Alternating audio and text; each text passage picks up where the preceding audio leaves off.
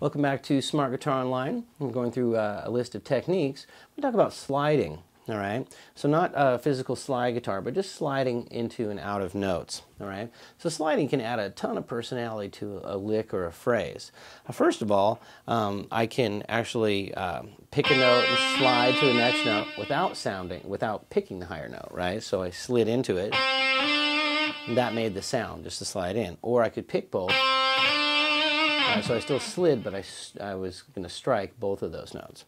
So I could actually just kind of slide from one note to the next up a scale.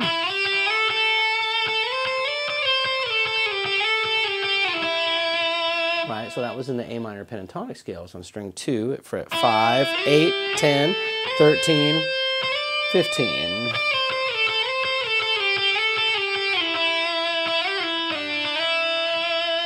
Right, so that's sliding from one note to another in the scale pattern. However, just kind of sliding into a note to start a phrase sounds pretty cool. So if I had these three notes here in the main scale pattern, A, C, and D, I'm going to slide into the A.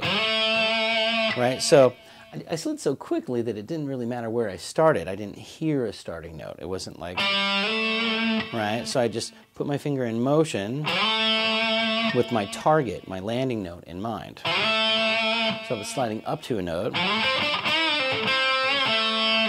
Now I slid out, right? I slid out of that note and just let the finger fall off, and I muted my strings with my right hand to prevent a bunch of extra noise, right? All right, so it was sliding up to a note from nowhere and then sliding out to nothing. I can always slide down to a note too. It sounds super cool.